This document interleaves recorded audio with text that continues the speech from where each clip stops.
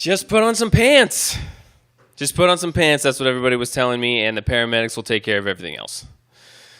But I wasn't buying it because I had just gone through 38 hours of labor, and I needed a rest.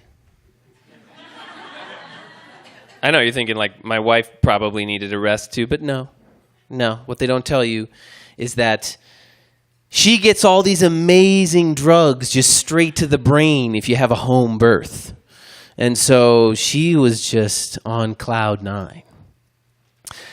And I don't think I could process this at the time in my conscious, sleep-deprived brain, but I had some sort of like inner primal logic that was telling me if I don't put on my pants, then I don't have to go outside, and I don't have to get into the ambulance, and then I don't have to take the trip to the hospital, and then I don't ultimately have to face this question of what is wrong with my newborn son. And I mean, this was the whole point of doing the home birth, was that we didn't have to take the trip.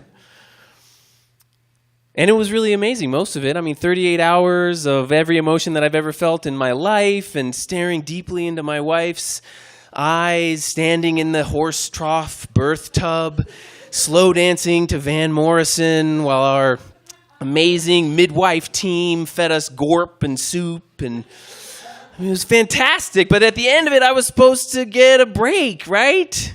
I mean, the sun had risen and set and risen and set again, and my wife was totally fine.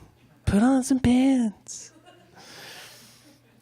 And then at the end of this 38 hours, my son's head emerged, and I got to catch him as he tumbled out into the world. It was the most amazing moment of my life.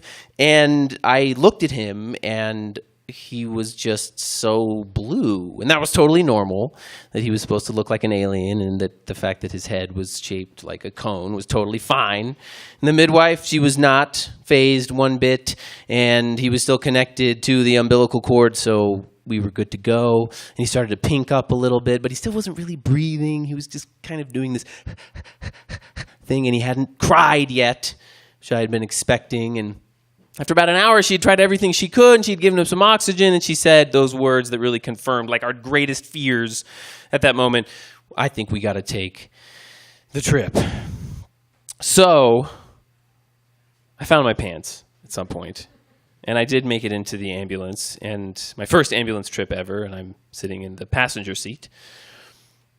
Up where I was, it was cool and still, so I had a lot of time to think. In the back, they were doing the med tent at the Fish concert, Love Fest.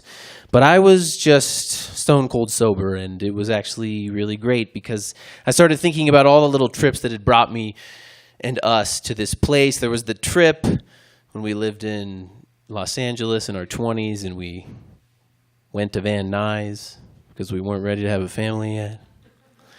And then there was the trip when we went to meet our last pregnancy was our unborn son. We were going to meet him at the ultrasound, and we discovered at that appointment that he had already left this world to go on to another journey.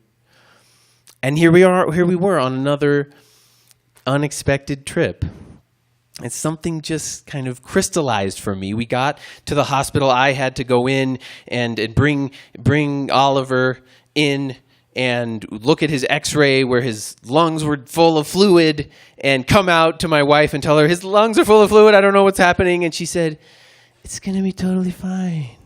It's going to be fine. Don't worry. And it was fine. It was totally fine. It cleared up. They'd never seen anything like it before. And they couldn't tell us why. And I just thought, I know why. I mean, it was just part of his journey. And it was there for me, too, to learn what it means to be a parent. Because every day, since that day, Oliver's 5.5 now. Luca is 2. I have this amazing family. And I think about that trip. I think it was probably the most important trip I ever took in my life, because I find the joy in every moment now. I mean, nothing about parenthood is planned. There's no roadmap. It's just a series of things being put in front of you, and sometimes you trip over them. And you have to embrace it. You have to embrace the unexpectedness. You have to embrace all of those little unexpected trips. Every day, I think you just got to get up, put on your pants, and enjoy the ride. Thank you.